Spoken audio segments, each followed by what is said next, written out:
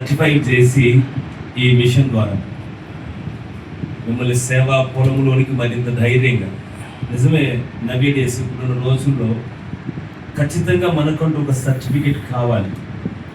ఏదో ఒక Bible college నుంచి మనకంటూ ఒక గుర్తింపు కావాలి.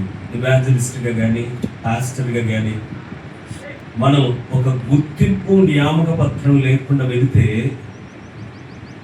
మనం ఓడిపోయే అవకాశాలు ఎక్కువగా ఉన్నాయి. మరి నేనైతే చాలా సంతోషపడుతున్నాను, జార్సారి గారు మన ఈ ప్రాంతపు వాసులైన మనల్ని ప్రేమించి ఇలాగున ఒక మంచి గ్రాడ్యుయేషన్ కార్యక్రమాన్ని ఏర్పాటు చేసి ముందుగా మీకు తర్ఫీదునిచ్చి జూమ్ మీటింగ్లో మంచి పత్రాలని ఇవ్వడానికి సిద్ధపడి రావడం, ఈ కార్యక్రమాన్ని మనందరం కలిగి ఉండడం అనేది ప్రభునందరూ ఎంతో ఆశీర్వాదాయకం. నేను చెప్పాలనుకున్నటువంటి కొన్ని మాటల్లో అదొక చిన్న ప్రశ్న. గ్రాడ్యుయేషన్ కోసం స్టూడెంట్స్ రెడీగా ఉన్నారు, వారిని ఎంకరేజ్ చేయడానికి వచ్చిన సేవకులు మనము ఉన్నాం. టోటల్గా దేవుని కొరకు పిలువబడ్డాం, దేవుని పనిలో సాగుతున్నాం. వీరు కూడా మన వెనకాతలే అదే పని మీద రాబోతూ ఉన్నారు. సో మనందరి యొక్క గురి, మన లక్ష్యం ఏమై ఉంది? మీ నుంచి జవాబు చూడాలి. మన గురి ఏమిటి? What is our ultimate goal? మన అంతిమ లక్ష్యం ఏంటి? దేని కొరకు ఈ ప్రయాసం? చెప్పగలరా? బోల్డ్ అండ్ ఆన్సర్లు ఉన్నాయి కదా. ఒక్కటి మీ నోరు విప్పి ఎవరైనా చెప్తే నేను సంతోషంగా ఒక 3 ముక్కలు చెప్పి ముగిస్తాను. వెనకాల మనకు ముక్కలు రెడీగా ఉన్నాయి. రైట్, అనేక ఆత్మలని పరలోక రాజ్యం చేర్చాలి. నేను అనుకున్నది మీ దగ్గర నుంచి వచ్చింది. క్రైస్తవులు ఇంకాస్త క్లియర్గా ఉంటే బాగుంది కదా. అదే క్లియర్గా చెప్పాలి. చెప్పగలరా మీరు? అన్నదాన్ని ఇంకాస్త క్లియర్గా చెప్పాలి. సర్వలోకములకు వెళ్ళి సర్వ సృష్టికి సువార్త ప్రకటించాలి. సరే, ముందుకు వెళ్దాం స్పీడ్గా. నువ్వు ఎంత సేవ చేయి, నువ్వు ఎన్ని సంఘాలైన కట్టు, నువ్వు ఎంత సీనియర్ అయినగా, మన లక్ష్యం ఏంటంటే మనము పరలోక రాజ్యానికి చేరాలి. ఓకే. రెండవది, అనేక మందిని చేర్చాలి. ఇది మన గురి. ఈ గురి లేకుండా మనం చేసే ప్రయాణం అనేది అది మనకి ఏమాత్రం ప్రయోజనకరం కాదు అని ఒప్పుకొని చాలా జాగ్రత్తగా ముందుకు వెళ్ళే ప్రయత్నం చేయాలి. అయితే ఇక్కడ మనం తెలుసుకోవాల్సిన సత్యం ఏంటంటే, ఇప్పుడు నేను ఈ వడ్డీ వ్యాపారాలు వీటిని గురించిన ప్రశ్నలు మీరు లేవనెత్తారు. వాటిలో నుంచి కొన్ని మాటలు చదువుతున్నప్పుడు సడన్గా 15వ కీర్తనలోనికి వచ్చి ప్రెసిడెంట్ గారు ఒక మాట మాట్లాడారు. ఆ కీర్తన మనం చదువుతున్నప్పుడు జాగ్రత్తగా విందాం. పరలోక రాజ్యములో కూడా స్థాయిలు ఉన్నాయి. అదంతా ఒకటే డిపార్ట్మెంట్ కాదు, అందులో కూడా మహిమలు ఉన్నాయి, వ్యత్యాసాలు ఉన్నాయి. అందరూ ఒకే చోట ఉంటారు అన్నది నేను నమ్మడానికి సిద్ధంగా లేదు. ఆ 15వ కీర్తన చదువుతున్నప్పుడు ఆ స్థాయిలు ఏంటో మనకు క్లియర్గా అర్థమవుతుంది. ఒకసారి యేసుక్రీస్తు వారు కూడా బాప్తిస్మం ఇచ్చి యోహాను గురించి మాట్లాడుతున్నప్పుడు ఒక మాట ప్రస్తావిస్తాడు. భూమి పైన స్త్రీలు కనిన వారిలో బాప్తిస్మం ఇచ్చి యోహాను కంటే గొప్పవాడు ఎవడు లేడు, కానీ పరలోకంలో అల్పుడైన వాడు, పరలోకంలో అల్పుడైన వాడు అంటే అక్కడ అల్పులు ఉన్నారు, అధికులు ఉన్నారు. మహిమల్లో అక్కడ వ్యత్యాసం. దీన్ని మనము దృష్టిలో పెట్టుకొని మనకివ్వబడిన బాధ్యతని నిర్వర్తిస్తూ ఈజీగా తీసుకోకుండా, నేను సాధారణ మహిమలో ఉండను, నేను హెడ్సైన మహిమలో ఉండడానికి నేను సేవ చేస్తాను, బ్రతుకుతాను అనేటువంటి ఒక ప్రతిష్ట చేసుకొని ముందుకు వెళ్తే ఎంతో బాగుంది. దాని కొరకు ఒక చిన్న లేఖనాన్ని నేను చూపించి నేను ముగిస్తాను. మార్కు సువార్త రండి, దేవుని సైన్యమా, మార్కు సువార్త 3వ అధ్యాయము 13 నుంచి 17 వరకున్న లేఖన భాగాన్ని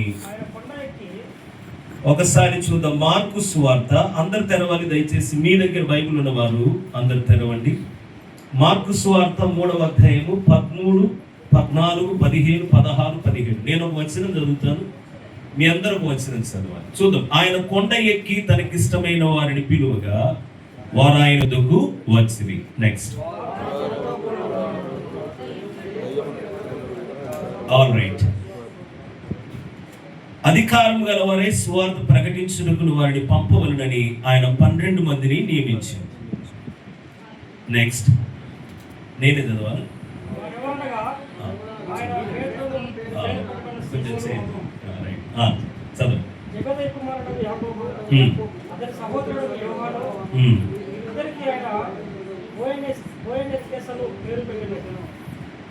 బోయనర్కెసు అనగా ఉరిమిడి వారని అర్థము. అంద్రెయ, ఫిలిప్పు, బర్తిలోమయి, మత్తయి, తోమ, అల్ఫయి కుమారుడు యాకోబు, తద్దయి, కనానీయుడైన సీమోను, ఆయనను అప్పగించిన ఇస్కరియోతు యూద అనువారు. రైట్. ఈ లేఖనం ద్వారా ప్రభు మనతో ఈ సమయంలో సూటిగా మాట్లాడి మనల్ని బలపరుచునుగా. ప్రియ సేవకులారా, చదువుకున్నటువంటి ఈ కొద్ది చాప్టర్లో మనకు 2 రకాల గుంపులు కనిపిస్తుంది. క్లియర్గా మనం పరిశీలిస్తే అక్కడ 2 రకాల గుంపులు కనిపిస్తుంది. మొదటి గుంపు ఎవరంటే కొండ పైన ఉన్న గుంపు. రెండవ గుంపు ఎవరు అంటే కొండ క్రింద ఉన్న గుంపు. ఈ కొద్దిపాటి వ్యత్యాసాన్ని జస్ట్ ఒక 5 నిమిషాలు నేర్చుకొని క్లోజ్ చేస్తాం. ఈ 2 గుంపులు ఇక్కడ కనిపిస్తున్నాయి. బహుజన సమూహములు అక్కడ ఉండగా వారిలో ఈ 12 మంది కూడా ఉన్నారు. ప్రభువైన యేసుక్రీస్తు అక్కడ ఉన్నారు. ఇక్కడ 2 గుంపుల్లో ఒక గుంపేమో కొండ పైన ఉన్న గుంపు. వీరిని ఎలాగ మనం చూడగలమంటే, ఈ కొండ పైన ఉన్న గుంపు యేసునకు ఇష్టమైన వారు. అర్థమవుతుంది? తనకిష్టమైన వారిని అనే మాట మనం అక్కడ చూస్తా ఉన్నాం. రెండవది కొండ క్రింద ఉన్న గుంపు. వీరి గురించి నేను ఇక్కడ కూర్చొని అయ్యగారు మాట్లాడుతూ ఉంటే నేను కొన్ని చక్కచక్క నోట్ చేసుకుని అవి మీకు చెప్పడానికే నేను నిలబడ్డాను నాకు ఇచ్చిన అవకాశంలో. కొండ పైన ఉన్నవారు వీరి యొక్క స్థితిని మనం చూస్తే, మొదట వీరు ఆయనకి ఇష్టమైన వారు. రెండవది ఆయన ఇష్టాన్ని జరిగించేవారు. మూడవది ఆయన ఇష్టమే తమ ఇష్టముగా ఎంచి జీవించేవారు. హలో, వింటున్నారా? వీరిలో మనకు కనపడేటువంటి స్థితి ఏంటంటే వారు ఆయనకి ఇష్టమైన వారు. రెండవది ఆయన ఇష్టాన్ని జరిగించేవారు. మూడవది ఆయన ఇష్టమే తమ ఇష్టముగా ఎంచి జీవించేవారు. ఈ గుంపు నిత్యత్వంలో ఉన్నత స్థాయిలో ఉంటుంది. ఆ స్థాయి ఎలా ఉంటుందంటే, మనం ఆ కీర్తన 15వ కీర్తన 1వ చరణంలో ఒక మాట ఉంటుంది. యెహోవా నీ గుడారములో అతిథిగా ఉండదగినవాడు ఎవడు? నీ పరిశుద్ధ పర్వతము మీద. హలో, పరలోకములో దేవుని గుడారం ఒకటి ఉంది. పరలోకములో దేవుని పర్వతం ఒకటి ఉంది. అక్కడ నివసించు వారెవరు? మీకు అర్థమవుతుందా? పరలోకం మొత్తం ఒకటే కేటగిరీకి సంబంధించింది కాదు. అందులో వ్యత్యాసాలు ఉన్నాయి, మహిమల్లో వ్యత్యాసాలు ఉన్నాయి. ఇక్కడ ప్రస్తావించబడిన మాట ఏంటంటే, యెహోవా గుడారం అందులో ఉంది. అందులో అతిథిగా ఉండదగిన వ్యక్తులు కొంతమంది ఉన్నారు. వారే ఇక్కడ కనిపించే కొండ పైన ఉన్నవారు. Praise the lord. భూమి పైన ఎవరైతే కొండ మీద ఉండడానికి పిలువబడ్డారో వారికి యెహోవా పర్వతం మీద ఆయన గుడారములో అతిథిగా ఉండదగుటకు దేవుడు అర్హతనిస్తాడు అనే సత్యాన్ని మనం తప్పకుండా తెలుసుకోవాలి. ఎందుకంటే వారు తమ జీవితంలో తమ ఇష్టాలన్నీ విడిచిపెట్టారు. ప్రభు పిలుపును వారు అంగీకరించి, ప్రభు పిలుపుకు లోబడి సమస్తమును విడిచిపెట్టి, అయ్యా నీ ఇష్టమే మా ఇష్టం, నువ్వు మమ్మల్ని ఇష్టపడ్డం అనేది ఎంత అద్భుతం. ఇదిగో మేము చెప్తున్నాం, మా జీవితంలో ఇక మీ ఇష్టమే మా ఇష్టముగా మేము జీవించడానికి సిద్ధపడ్డామని చెప్పి సమస్తమును విడిచిపెట్టి ప్రాణమును కూడా ఎక్కడ ప్రీతిగా ఎంచగా దేవుని ఇష్టాన్ని జరిగించడానికి వారు జీవించిన జీవితం ఎంత అద్భుతం. ఆ శిష్యులే కదా ఈరోజు ప్రపంచాన్ని ఇలా సువార్తతో కప్పివేయడానికి కారణం. ఎవరు వీరంటే కొండ పైన ఉన్నటువంటి గుంపు. రెండోది మనం చూస్తాం, కొండ క్రింద ఉన్న గుంపు. వాళ్ళందరూ కూడా ప్రభువుకు సమీపంగానే ఉన్నారు. అయితే వీరిలో ఉన్న స్థితి ఏంటంటే వీరు కేవలం తమ ఇష్టాలనే నెరవేర్చుకున్నట్టుకు యేసును వెంబడించు. వీరు కేవలం తమ ఇష్టాలనే నెరవేర్చుకున్నట్టుకు ప్రభువును వెంబడిస్తూ ఉంటారు. తెలుసు కదా, ఈరోజు చాలా మందిని మన పరిచయం చూస్తూ ఉంటాం. మా జీవితంలో అయితే ఎస్పెషల్లీ నా మినిస్ట్రీ లైఫ్లో ఆ సంభవాలు ఇప్పటికి జ్ఞాపకం చేసుకుంటే గుండె తరుక్కుపోతుంది. చావు బతుకుల మధ్యలో వచ్చి బాగైపోయి ప్రభు నామం ఈరోజు రోడ్డు మీద కనిపిస్తే కూడా వందనాలు పెట్టకపోయారులే, ఒక ఉగ్రవాదిని చూసినట్టు చూస్తూ ఉంటే ఎంత బాధాకరంగా ఉంటుంది. వీరందరూ ప్రభు సన్నిధికి వచ్చిన వాళ్ళే, కానీ తమ ఇష్టం నెరవేర్చబడింది. ఇంకా బాయ్. ఇంకొంతమందిని చూస్తాం, దేవునికి ఒక సవాల్ విసురుతారు, మేము ఖచ్చితంగా 7 వారాలు వస్తాం, నువ్వేం చేస్తావేమో మా అప్పులని పోవాలా, మా పిల్లకు 10 ఏళ్ళు అయింది పెళ్ళి, పిల్లలు పుట్టలే, 7 వారాలు వస్తాం అంతే, బాబు పుట్టాల. కొన్ని టార్గెట్స్ పెట్టుకొని అవి దేవుని ముందు పెట్టి 7 వారాలు వస్తారు, 7వ వారం జరగకపోతే ఏదో ఒక కనీసం సిమ్టమ్ అన్న వాళ్ళ జీవితంలో కనపడకపోతే బాయ్ బాయ్ గుడ్ బాయ్ అని చెప్పి దేవుని విడిచిపెట్టేటువంటి ప్రెసెంట్. వీళ్ళు తప్పేం లేదండి. ఇంకో విషయం చెప్పినా, వీళ్ళు ఎంత గొప్పోళ్ళంటే మళ్ళా ఎప్పుడన్నా వారికి దేవుడి మీద ప్రేమ పుడుతుంది. ప్రేమ పుట్టినప్పుడు మళ్ళా కనిపిస్తారు, ప్రైజ్ లాడన్నా బాగున్నారా, అక్క బాగున్నారు, పిల్లలు చాలా పెద్ద వాళ్ళు అయ్యారే, ఇప్పుడు చర్చి కట్టేవంటగా, ఇల్లు కూడా వేసేవంటగా, ఇంకో చోట పరిచయం ఉందంటగా, మేము వచ్చే వారం నుంచి వస్తామన్నా అంట. వస్తారు వాళ్ళ వస్తారు, ప్రభుత్వం జాయిన్ అవుతారు. అంత తమ ఇష్టం, దేవుని ఇష్టమే వారి జీవితంలో కనపడదు. వారి ఇష్టమే జరగాలి. వారి ఇష్టం జరగకపోతే ఆయన కూడా నమస్తే కొడతారు అనమాట. మళ్ళీ ఎప్పుడైనా ప్రేమ పుడుతూ మళ్ళీ జాయిన్ అయిపోతా ఉంటాం. అనుకోనట్లేదు ఈరోజు సొసైటీలో అలాంటి వాళ్ళు లేరా? ఒకప్పుడు ఒకవేళ మనం కూడా అలాంటి జాబితా ఉన్నవారు మేము. ఈరోజు దేవుని ఆత్మచేత పట్టబడి గట్టిగా మనం దేవుని కొరకు నిలబడ్డాం, కానీ లేకపోతే మనవి కూడా కొన్నిసార్లు ఇలాంటి సిచ్యువేషన్సే. అలా గుర్తుపెట్టుకుందాం, మనందరూ సేవ చేస్తాం, సేవ చేయడానికి పిలువబడ్డాం. దేవుని కొరకు బ్రతకడం అనేది ఒక అద్భుతమైనటువంటి ఘట్టమండి జీవితంలో. ఎంతో మంది గొప్పవారు లోకంలో ఉండగా మనం పిలవడం ఏంటి? అర్థమవుతుందా? మనం పిలుచుకోవడం ఏంటి? ఇది ఎంత ప్రత్యేకమైనటువంటి విషయం.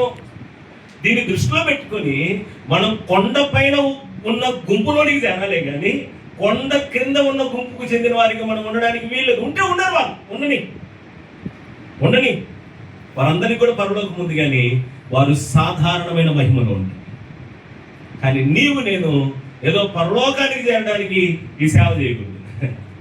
పరలోకం చేరడానికి సేవ చేస్తే అందులో గొప్పతనం ఏమి లేదు. పరలోకంలో అక్కడికి వెళ్ళాలా, ఆయన గుడారంలోనికి వెళ్ళాలి. ఎలా వెళ్ళాలంటే ఒక అతిథిగా వెళ్ళాలి. చప్పట్లు ప్రభు స్తోత్రం చేయాలి. ఆయన పరిశుద్ధ పర్వతమును టచ్ చేయాలా. అక్కడేనండి వీళ్ళందరూ ఉండేది. ఎవరు? మనం వాడుకుంటున్నటువంటి అబ్రహాం గారు, ఇస్సాక్ గారు, యాకోబు గారు, పౌలయ్య గారు, శిష్యులు, మిషనరీస్ అందరూ కూడా ఆ ఏరియాస్లో కనపడుతుంది. సమీపంగా వారితో మనం కలిసి పరమ ప్రభువును సదాకాలం ఆరాధించేటువంటి స్థాయిలో ఉండాలి తప్ప ఒక సాధారణమైన మహిమలో ఉండిపోయి నేను కూడా పరలోకం చేరాను అంటే కొన్నిసార్లు ఎలా అనిపిస్తుంది అంటే, మన సంఘములో మన చేతిలో బాప్తిస్మము తీసుకొని మారు మనసు పొంది కొన్ని విషయాలు నేర్చుకొని సేవకి వెళ్ళినటువంటి వ్యక్తులు ఒకవేళ పొరపాటు మన కళ్ళ ముందు యెహోవా పర్వతానికి సమీపంగా ఉండి మనం సాధారణ మహిమలో ఉంటే ఎంత సిగ్గుపోయితో ఒకసారి ఆలోచిద్దాం. అందుకని గ్రాడ్యుయేషన్ పీపుల్కి చెప్తున్నాను, డియర్ బ్రదర్స్ అండ్ సిస్టర్స్, మీరు ఖచ్చితంగా సేవ చేస్తున్నారు. సేవ చేయడానికి మీరు ఇంకా కాస్త నూతన పరచబడుతున్నారు. ఒక మంచి సర్టిఫికెట్ తీసుకోబోతున్న ఈ మిషన్ ద్వారా. అది నేను చెప్పేది ఏంటంటే, ఫస్ట్ మనం బాగుండాలి. స్తోత్రం చెప్పండి. మనం పరలోకానికి వెళ్ళాలి. అదేంటంటే ఆ నమ్మిక, ఆ నిరీక్షణ, ఆ శుభప్రదమైన నిరీక్షణ మొదట మనలో నింపబడి, నెక్స్ట్ ఏంటంటే మనము అక్కడికి వెళ్ళే లోపుగా ఒక పెద్ద గుంపుని సిద్ధపరిచి అక్కడ తీసుకెళ్ళాలి. ఇది మన గురి. అంతకు మించి ఏమి లేదు. ఆస్తులు మన గురి కాదు, లేదా పెద్ద పెద్ద చర్చిలు కట్టడం మన గురి కాదు. ఈరోజు అందరూ చాలా భక్తులు ఏమైపోతుందంటే పెద్ద పెద్ద మందిరాలను చూసి వెళ్తూ ఉన్నారు. వాళ్ళకి అర్థం కావట్లేదు. అర్థమయ్యేటట్టు బోధ చేయడానికి కూడా మరెందుకు పెద్దలు ముందుకు రావట్లేదు. యేసుక్రీస్తు వచ్చినప్పుడు నిజమైన సంఘమే ఎంతబడుద్ది, పెద్ద పెద్ద మందిరాలని కూడా ఇక్కడే ఉండిపోతుంది. మందిరాలను చూసి వెళ్ళడం కాదు, కానీ నిజమైన సంఘమా అది కాదు. యేసుక్రీస్తు రక్తం చేత కడగబడిన పరిచర్య కాదు. ఆ సేవకుడు దేవుని పిలుపులో ఉన్నాడా లేడా, దేవుని కొరకు బ్రతకడానికి అతడు గ్రాడ్యుయేట్ అయ్యాడా, లేకపోతే తన కోసం బ్రతకడానికి గ్రాడ్యుయేట్ అయ్యాడా, దేవుని ఇష్టమే తన ఇష్టముగా ఎంచి సేవ చేయడానికి ఎంపిక చేయబడ్డ సేవకుడా, లేదా తన ఇష్టాలను నెరవేర్చుకోవడానికి సేవ కొరకు వచ్చిన సేవకుడా అనేది మనము గ్రహించి అలాంటి బోధకులను వెంబడించడం మనం నేర్చుకోవాలి. జాక్సార్ నేను చూశాను, ఆయన అంతా కూడా ఎట్లా ఉందంటే ఫేస్ టు ఫేస్ వ్యవహారం అంతే. ఇక్కడ ఒక మాట అక్కడ ఒక మాట అంటే అట్లాంటి వ్యవహార శైలి అయినా కనపడలేదు. ముక్కు సూటికి వెళ్ళిపోవడం అని. ఆ వడ్డీ విషయం, డబ్బుల విషయం మాట్లాడుతుంటే నాకు కూడా బాగా ఆశ్చర్యం వేసింది. ఉన్నారా ఇలాంటి వాళ్ళు ఇప్పుడు కూడా? నిజమే. ఎవరైనా వచ్చి సహాయం కోరి వచ్చినప్పుడు మన దగ్గర 1000 రూపాయలు ఉన్నాయి, వాడు 3000 అడిగాడు. బాబు నీకు నేను 3000 ఇచ్చేటువంటి కాదు, కానీ ఇది ఒక 500 తీసుకో. ఉన్నది 1000 రూపాయలు, 500 తీసుకో. మున్న 1000 కూడా ఇచ్చేసామనుకో, ఇంటికి పోయిన తర్వాత అమ్మగారు పెద్ద పరిచయం ప్రారంభిస్తారు. అందుకని చెప్పేసి 500 ఇచ్చేసి, నాన్న నువ్వు ముందు 500తో కొంతైనా సేవ్ అవుతావు, నేను నమ్ముతున్నాను, నువ్వు సేవ్గా అంతే, నీకోసం నేను ప్రార్థన చేస్తాను, నీకు బుద్ధి కొట్టి నీరా బాబు, బుద్ధి పుట్టినప్పుడు ఇవ్వు చాలు. నాకు తెలిసి ఇంకోసారి కష్టంలో ఉన్నప్పుడు వాడు నీ దగ్గరికి వచ్చి అడగడు. నిజంగా ఇచ్చేవాడైతే వాడు కష్టం తీరిన తర్వాత తన దగ్గర సొమ్ము వచ్చిన తర్వాత వచ్చి కృతజ్ఞతతో ఇస్తాడు. ఇంతకుముందు అయ్యగారు చెప్పారు కదా, నేను కష్టాలు ఉన్నాడు సరే 15 మంది పడ్డాయి ఎట్లా. అలాంటివి చేయాలి. నిజంగా కృతజ్ఞత కలిగిన వాళ్ళు అయితే 10,000 తీసుకొని సెట్ అయ్యి ఈరోజు 10 లక్షలు సంపాదించిన తర్వాత 10కి వడ్డీగా, అది కృతజ్ఞతగా నా మీరు సేవ చేస్తుంది. జస్ట్ ఇది కృతజ్ఞతగా కొంచెం పరిచయకి ఎక్కడ బయటికి వెళ్తావు కదా గూడాలకి, ఇది కూడా కొంత కలుపుకొని దాన్ని వాడున్నా, అంతేగాని ఇది ఇంట్రెస్ట్ కానే కాదని చెప్పి నేను కోరుకుంటున్నాను. మనందరం కూడా కొండపైన ఉన్న గుంపులో ఉండుగా, కొండపైన ఉన్న గుంపులో ఉండుగా. వారు ఆయనకి ఇష్టమైన వారు ఆయన ఇష్టాన్ని మాత్రమే తమ ఇష్టంగా ఎంచుకొని బ్రతికేవారు. వారికి దేని కొరకు భూమి మీద ప్రయాసపడండి, దేవుని ఇష్టాన్ని జరిగించడానికి ప్రయాసపడండి, దేవుణ్ణి సంతోషపెట్టడానికి బ్రతుకుతారు. అది సేవ అయినా లేకపోతే ఇంకేదైనా సరే, అల్టిమేట్గా వారి ఉద్దేశం ఏంటంటే ఆయన ఇష్టమే నా జీవితంలో నెరవేర్చుకోవాలి, ఆయన సంతోషపెట్టాలి. ఈ దృక్పథంతో వారు ముందుకు వెళ్తారు. అందుకనే ఆయన వారిని కొండ మీదకి పిలిచారు. కొండ క్రింద ఉన్న వాళ్ళంతా కూడా తమ ఇష్టాలు నెరవేర్చుకోవడానికి ఆయన వెంబడిస్తూ ఉంటారు. వారిని చూసినప్పుడు మనం జాలిపడి వారు కూడా మనతో పాటు కలిసి రావాలనే తపనతో మనం ప్రార్థన చేస్తూ ముందుకెళ్తే మంచిది. గ్రాడ్యుయేట్ స్టూడెంట్స్కి మరొకసారి బ్రదర్స్ సిస్టర్స్కి నేను కంగ్రాచులేషన్స్ చెప్తున్నాను. ఈ మాటలు మీ హృదయంలో పెట్టుకోండి. మాకంటే మీరు ఉన్నతంగా సేవ చేయాలని మనస్ఫూర్తిగా నేను మిమ్మల్ని కోరుకుంటూ, ప్రభు అలాంటి కృపల చేత మిమ్మల్ని నింపాలని దేవుని ప్రార్థిస్తూ, రెవరెండ్ డాక్టర్ జార్జ్ సార్ గారికి, తర్వాత ఈనాటి హోస్ట్ పాల్ స్పర్జన్ గారికి నా ప్రత్యేకమైన వందనాలు తెలియజేస్తున్న మాటలు ముగిస్తున్నాను.